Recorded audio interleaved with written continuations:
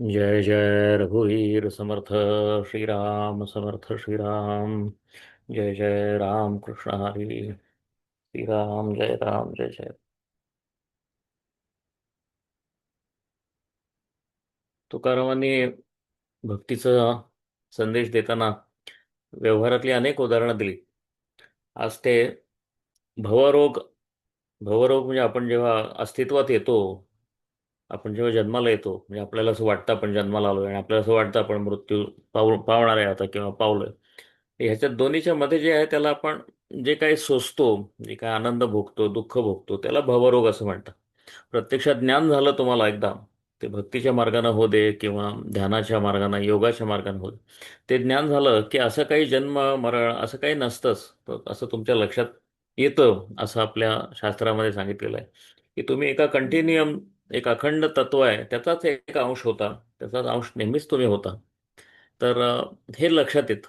पण ते लक्षात यायच्या आधीची जी अवस्था आहे त्यामध्ये सारखं जन्म मरण आहे, परत जन्म परत मरण आहे, पाप आहे पुण्य आहे, झाडा देणं आहे, सगळे मोठी दगदग आहे. तर ह्या दगदगीला भवरोग असं नाव आहे. या भवरोगावर उपाय काय, असा एक तुकारामांनी मुद्दाम महाराजांनी रूपक योजलंय आणि ते आपल्याशी बोलत आहे. ब्रह्मरस घेई काढा. त्यांनी म्हटलं ह्याच्यावर काढा, एक उत्तम काढा म्हणजे ब्रह्मरसाचा काढा घ्यायचा, असं सांगितलेलं. ब्रह्मरस घेई काढा, जेणे पीडा वारेल. तुमची ही जी सगळी पीडा आहे जन्म मरणाची, सारखे सुख दुःख, समाधान असमाधान अशा द्वंद्वामध्ये तुम्ही अडकलाय, ते जर तुम्हाला बरं व्हायचं असेल तर ब्रह्मरसाचा काढा घ्यायला लागेल, म्हणजे ब्रह्मज्ञानच व्हायला लागेल. पथ्य काय आहे यामध्ये? काढा ब्रह्मरसाचा घ्यायचा, ते मुख्य औषध आहे. पण पथ्य काय आहे? तर पथ्य नाम विठोबाचे. विठोबाचं नाम हे तुमचं पथ्य आहे.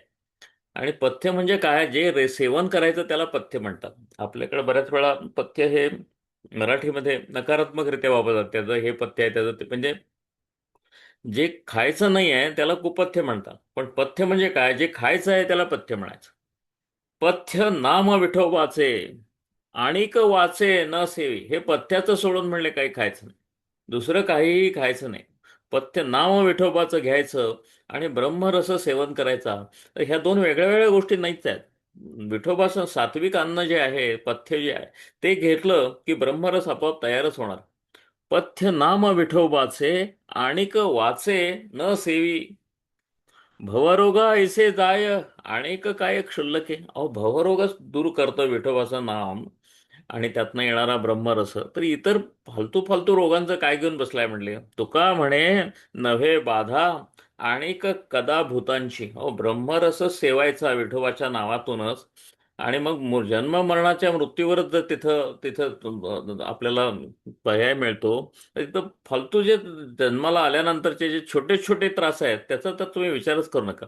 आणि कदा भूतांची, कुठल्याही भूतांची बाधा होणार नाही तुम्हाला. त्यामुळे तुम्ही ब्रह्मरस सेवा असेल तर विठोबाचं नाम सेवणं हे एकमेव पथ्य आहे, ते करत राहा, असं तुकारामांनी सांगितलेलं आहे. रोगाचं उदाहरण देऊन सांगितलं. पण काय अभंग एकामागून एक येतात ना, ते एका एका मूडमधनं आलेले असतात, एका मानसिक अवस्थेमधनं आलेले असतात. इथं तुम्हाला रोगावर विठोबाचं नाम हे उपाय म्हणून सांगितलेलं आहे. तर आता पुढच्या अभंगामध्ये वैद्यच पंढरीनाथ आहे असं सांगितलेलं आहे. तर ते मनाची अवस्था तीच आहे. तुम्हाला काहीतरी रोग झालाय, त्यातनं बरा करायचा आहे. औषध म्हणून तुकाराम महाराजांनी आपल्याला विठोबाचं नाव सांगितलं. आता विठोबा हाच वैद्य आहे असं सांगितलेलं आहे. अतिशय प्रसिद्ध अभंग आहे हा. वैद्य एक पंढरीराव. हा कुठला डॉक्टर नाही, काय नाही, वैद्य नाही, म्हणजे एकच वैद्य आहे, तो म्हणजे पंढरीराव. पंढरीला बसलेला जो विठोबा आहे तो एकमेव वैद्य आहे आपल्या सर्वांचा. वैद्य एक पंढरीराव, अंतर्भाव तो जाणे. तो वैद्य आहे आणि नाडी पण बघत नाही, कसले रिपोर्ट्स बघत नाही, त्याला असं बाहेरचं काहीच लागत नाही. अंतर्भाव तो जाणे. याचा अर्थ असा आहे की तुमचे सगळे ज्या पीडा आहेत, सगळे जे तुमच्या झालेले रोग आहेत, जन्म मरण हा सगळ्यात मोठा रोग आहे. तुम्हाला सारखं जन्माला येतं आणि सगळं मरतं, हाच रोग तुम्हाला झालाय म्हणले, त्याला भवरोग असं म्हणायचं. बाकीचे आधेमध्ये आजारी पडतात, सर्दी पडसं, क्षय, काय कॅन्सर बिन्सर, ते म्हणले आतमधले रोग आहे. पण जन्म मरणाचा रोग तुम्हाला लागलाय ते तुम्हाला कळत नाही, सगळ्यात मोठा रोग तो आहे म्हणाले. आणि त्याच्यावर उपचार म्हणजे ब्रह्मरस सेवन हेच आहे. आणि त्याला बरा करणारा एकमेव डॉक्टर म्हणले पंढरीराव आहे. वैद्य एक पंढरी राहावं, अंतर्भाव तो जाणे. त्याला बाहेरचे रिपोर्ट्स लागत नाही. तर तुमच्या आतला जो भाव आहे चित्तामधला, ते ओळखून त्याप्रमाणे इलाज तो तुम्हाला सुचवतो. असा हा, खरं हे सुचवायचं काम संत करतात, पण संतांच्या मार्फत पंढरीनाथच ते करत असतो. ही तुकाराम महाराजांची कायमची भावना आहे. वैद्य एक पंढरी राहावं, अंतर्भाव तो जाणे, रोगा ऐशा द्याव्या वल्ली. वल्ली म्हणजे मुळं, झाडाची मुळं, झाडाचे जे औषध असतं ना, आपण त्या झाडाच्या वल्लीमधनं आपण देतो. तर तर रोगा ऐशा द्याव्या वल्ली, जाणे झाली बाधा ते. कुणाला काय बाधा झाली आहे? कुणाला अहमची बाधा झाली आहे का? कुणाला वासना विकार जास्त झालेत का? कुणाला कसलं दुःख आहे हे तो आतनं हुडकतो. आणि आता आधुनिक विज्ञान पण असंच सांगतं की आत तुम्हाला जे काही झालेली असते बाधा, बरोबर मानसिकरित्या, त्याचंच प्रकटन बाहेर रोगाच्या द्वारे होत असतं. तर विठोबा आमचा जो वैद्य आहे तो आतला तुमचा चित्तामधला दोष काय आहे तो ओळखतो. आणि त्याप्रमाणे तो तुम्हाला वल्ली देतो. आता ही वल्ली देणं म्हणजे काय औषध नाही आहे. तो कुणाला योग मार्गाला लावतो, कुणाला ध्यान मार्गाला लावतो. तो तिथं त्यांचा त्यांचा गुरु होतो. आणि सामान्य माणसासाठी त्याचा सगळ्यात मोठा वल्ली म्हणजे तो आपल्याला भक्तिरस आपल्याला त्यानं दिलेला आहे. आणि त्याचं नाम दिलेलं आहे. आपल्याला काहीही करायचं कारण नाही. सामान्य माणसासाठी त्यानं आम्हाला भक्तिमार्ग दिलेला आहे. रोगा ऐशा द्याव्या वल्ली, जाणे झाली बाधा ते, नेदी रुका वेचो मोल. अहो, एवढं मोठं तो आमचं काम करतो हा डॉक्टर आणि वैद्य. एक पैसा सुद्धा घेत नाही. नेदी रुका, एक रुकडच एक रुपयाचं सुद्धा आमचं बिल तो करत नाही. वेचो मोल, त्याची काय किंमतच आम्ही आम्ही त्याला देत नाही. आणि तो आमच्याकडनं मागत पण नाही. पोहे बोल प्रीतीचे. खरं आता ते पाहे असायला पाहिजे. पाहे बोल प्रीतीचे. हा डॉक्टर काय आहे, त्याला फक्त प्रीतीचे बोल लागतात. म्हणजे काय, तुमच्या आतल्या आतल्या आतल्या मनामध्ये त्याच्याबद्दलचं जर प्रेम तुमच्या मनात असेल तर तो भरून पावतो. तो म्हणतो मला तुमचा एक रुपया सुद्धा नको, तुमचं प्रेम आहे ना तेच मला पाहिजे. आणि देव भावाचा भुकेला असं म्हणलेलं आहे. कायम संतांनी सांगितलेलं आहे. अहो, तुम्हाला एक वर्म सांगतो देवाचं, असं सगळ्या संतांनी सांगितलंय, नाथांनी सांगितलंय, नामदेवांनी सांगितलेलं आहे, तुकारामांनी तर सांगितलेलं आहे की त्याच्याकडे सगळं काही आहे, त्याच्याकडे एकच नाही, त्याच्याबद्दलचं जे प्रेम आहे ते त्याला कुणाकडनं मिळत नाही. ते जिथं मिळतं तिथं तो आनंदानं उपस्थित असतो. तिथं त्याचं नाम प्रेमानं घ्या आणि तो तिथं उपस्थित असतो. नेदी रुका वेचो मोल, पाहे बोल प्रीतीचे. प्रीतीचे म्हणजे भक्तीचे. त्याच्याबद्दलच्या प्रेमाचे, त्याच्या भक्तीचे बोल आहेत ना तुमच्या अंतरंगात उमटत असतात. तर तुम्ही जेव्हा नाम आतून आतून घेता, ते ते- तीच त्याची किंमत आहे. फक्त त्याला बाकी काय आहे हे नको आहे. तुका म्हणे दयावंता, आणि दयावंत असा हा वैद्य आहे बरं का. तुका म्हणे दयावंता, सदा चिंता दिनांची. सदा चिंता दिनांची आहे. पण हा सारखा का धावून येत नाही प्रत्येकाला, असा प्रश्न पडेल. तर त्याचं खरं इंगित असं आहे त्यामध्ये की तुम्ही रोगी आहात तर तुम्हाला डॉक्टरकडे जायला पाहिजे. तुम्ही रोगी आहात, तुम्ही भवरोगी आहात, ते तुम्हाला कळलंय का? का तुम्हाला रोगातच आनंद असेल तर हा वैद्य असं म्हणतो, मग तुम्हाला जेव्हा जाग येईल रोगी म्हणून तुम्ही जेव्हा पेश व्हाल माझ्यासमोर, तेव्हा करतो ना मी उपचार. नाहीतर माझ्या हा लीलेचा आणि क्रीडेचाच भाग आहे. तर चालू देतो. आणि तुम्हालाच रोगी वाटत नाही आहे, आपण एकदम तंदुरुस्त आहोत आणि मजेत आहोत, असं जर तुम्हाला वाटत असेल तर तुमची चालू दे ना मजा. म्हणली मी, कशाला, हा डॉक्टर आहे तो तुम्हाला आनंद द्यायसाठीच आहे. पण जेव्हा केव्हा तुम्हाला जाग येईल की ही जी मजा चालली आहे माझी, हे जे वरवरचं संसाराची मजा आहे, सुख आहे आणि दुःख आहे, हेच माझा प्रॉब्लेम आहे, मला ह्याच्या पलीकडे जायचं आहे, मला भवरोग झालेला आहे, असं जेव्हा तुम्हाला वाटेल, तेव्हा हा पंढरीनाथ तुमच्या अगदी सेवेला कसलाही पैका सुद्धा न घेता त्याचं फक्त नाम घ्या आणि तुमच्या हाकेला ओ द्यायला हा उपस्थित आहे. असं एक रूपक रोगाचं आणि डॉक्टरचं तुकाराम महाराजांनी फार सुंदरपणानं असा सादर केले. आता हा पुढचा एक अभंग बघू, अजून एक अभंग बघू आणि मग आपण आजचं गाणं घेऊ. आम्हा हेची भांडवल, म्हणो विठ्ठल विठ्ठल. हे विठ्ठल हे एकच भांडवल. सारखे सगळे अभंग आहेत ना ते कोणत्या ना कोणत्या प्रकारे फिरून असे विठ्ठलाच्या नावापाशी येतात. आणि प्रत्येक वेळी विठ्ठलाचा नवा अर्थ, नवा संदर्भ आपल्याला तुकाराम महाराज सांगत राहतात. आम्हा हेची भांडवल, म्हणो विठ्ठल विठ्ठल. सुखे नदो भवन, सुखे तरो भव नदी. हा भव जो आहे ना, हा अस्तित्वाचा जो सगळा काही प्रश्न आहे, पेच आहे. कधी तो नदी म्हणून येतो, कधी समुद्र म्हणून येतो, कधी रोग म्हणून येतो. आता इथं तो नदी म्हणून आलाय. सुखे तरो भव नदी, संगे वैष्णवांची मांदी. वैष्णव आम्ही विठ्ठल विठ्ठल म्हणायला लागलो की सगळे वैष्णव एकत्र येतात आणि ह्या सगळ्या वैष्णवांचा साथ घेत आम्ही ही नदी अशी आनंदात पार करतो. भवनदी पार करणं म्हणजे काय, पलीकडे जन्म मरणाचं काही चिंता नाही आहे, अलीकडे सगळं जन्म मरण आहे आणि मध्ये हा भवनदीचा विस्तार आहे, ती वाहते. बाखराचे वाण सांडू हे जेवू जेवण. बाखर म्हणजे काय, बाकरवडी आपण म्हणतो. तर ती बाकरवडी म्हणजे बाखर हा शब्द आहे. बाखर म्हणजे सारण. पुरणाला पण बाखर म्हणतात, सारणाला आतलं जे सारण असतं त्याला खरं बाखर म्हणतात, आणि बाखराची ती वडी.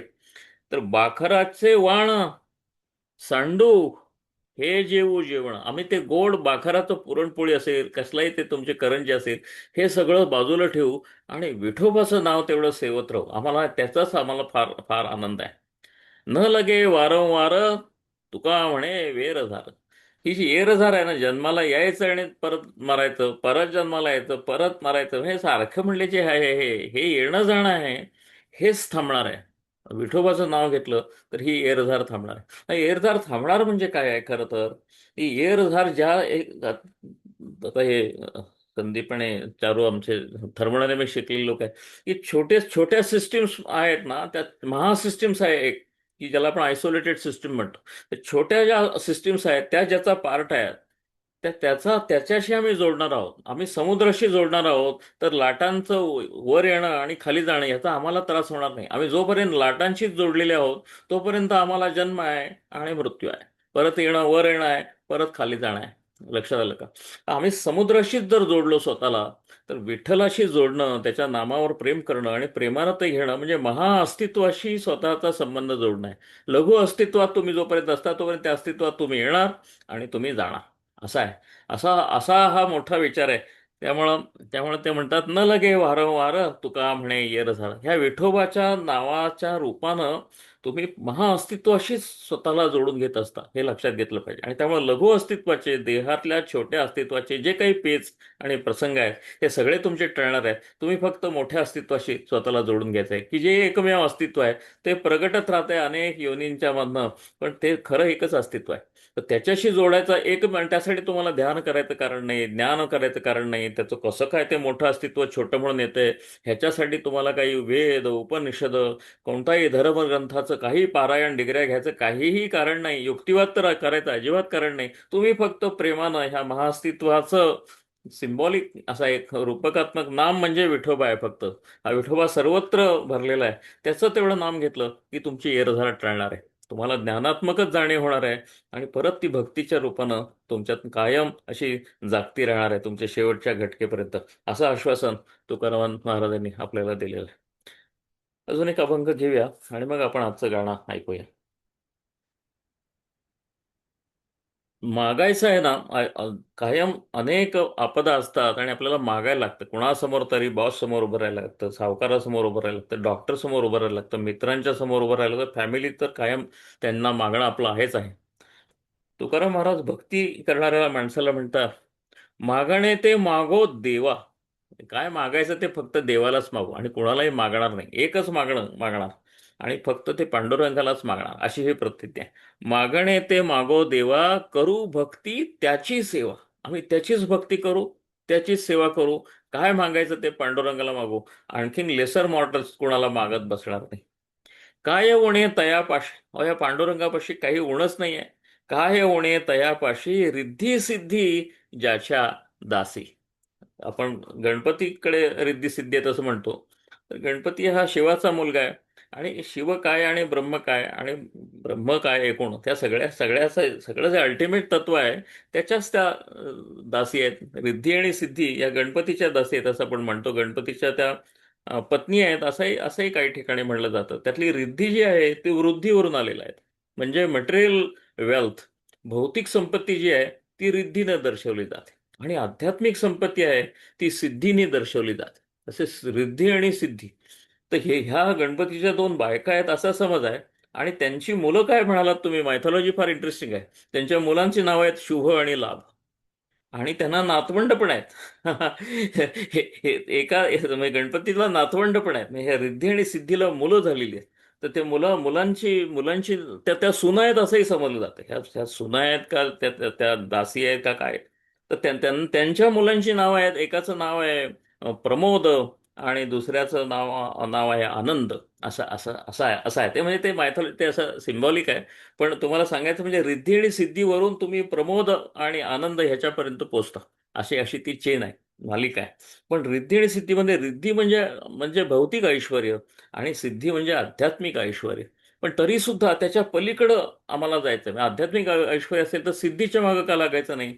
तर सिद्धी ही आध्यात्मिक ऐश्वर म्हणायचं याचं कारण एवढंच आहे की त्या रिद्धीमधला जो रिचनेस आहे सगळा, काय काय लोखंडाचं सोनं करायला सिद्धी लागते, एवढं तुम्ही लक्षात घ्या. पण शेवटी ते मटेरियल ट्रान्सफॉर्मेशन आहे.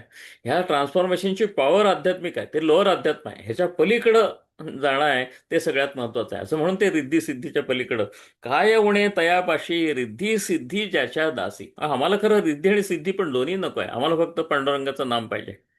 काया वाचा मन करू देवा हे अर्पण. माझं जे काय शरीर आहे, माझं जे बोलण्याची ताकद आहे, माझं जे मन आहे, जे काय आहे, त्या सगळ्या ताकदीनिशी मी फक्त पांडुरंगाला शरण जाणार आहे, दुसऱ्या कोणालाही जाणार नाही.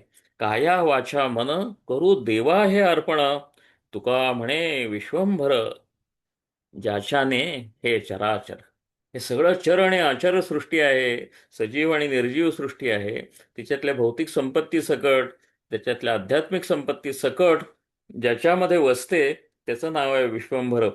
ज्याच्याने हे चराचर, त्याचं नाव आम्ही घेऊ, त्याच्यापाशीच मागणं मागू, तो काय देईल तेवढंच घेऊ, आणि त्याच्यानेच आम्ही संतुष्ट राहू.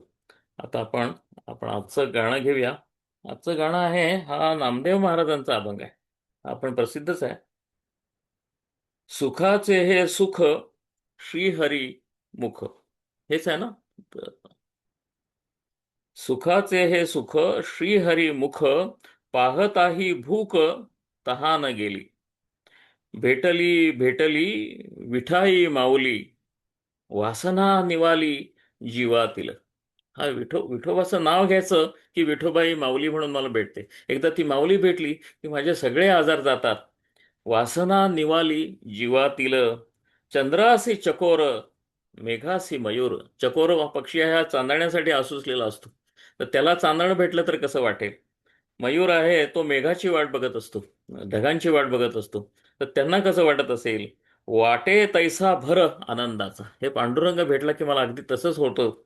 नामा म्हणे पाप आणि ताप दुःख गेले. बघा, भवरोग बरा झाल्याचं नामदेव सांगते. ते त्या भवरोगाचा उद्गारही करत नाही, ते फक्त म्हणतात ही विठाई भेटली की संपलं बघा सगळं. नामा म्हणे पाप आणि ताप दुःख गेले, जाहले हे सुख बोलवेना. इतका सुख झालं, इतका आनंद झाला की आता माझ्यानं बोलवेना. असा हा नामदेवांचा अभंग आहे. आणि हा आता आपण ऐकूया. सुखाचे हे सुख श्री हरी मुख, सुखाचे हे सुख श्री हरी मुख, पाहताही भूक, पाहताही भूक तहान गेली.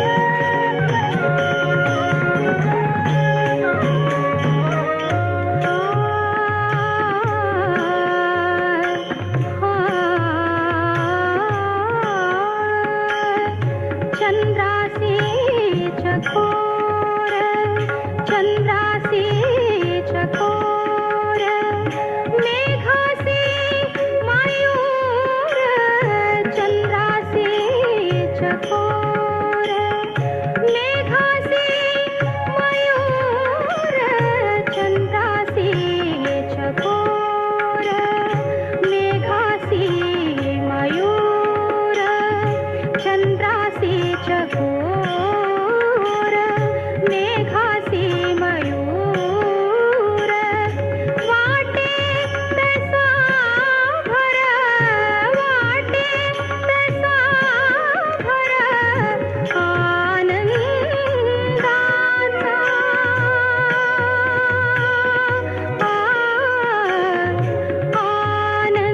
आनंदाचा सुखाचे हे सुख श्री हरी मुख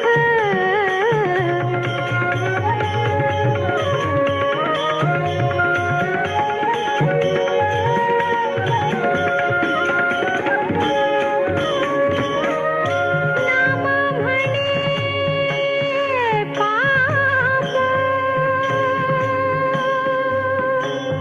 नामा म्हणे पाप आणि ताप दुःख गेले नामा म्हणे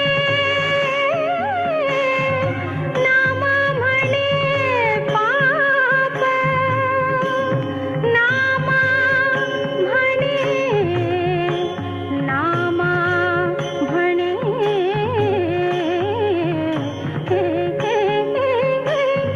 नामा म्हणे पाप आणि ताप दुःख गेले जाहले हे सुख जाहले हे सुख बोलवेना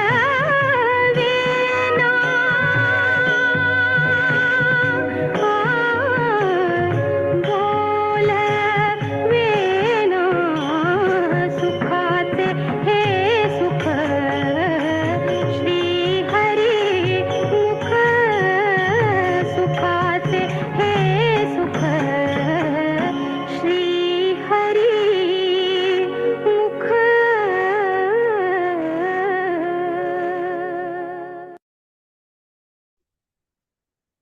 हा अतिशय सुंदर आवाज वाणी जयराम यांचा होता आणि संगीत मला वाटतं वसंत देसाई यांचं होतं. तर वेगळ्या पद्धतीचं भक्तिगीत, पण हे नामदेवांचं आहे. आपण आता इथंच थांबूया. जय जय रघुवीर समर्थ. जय जय राम कृष्ण हरी.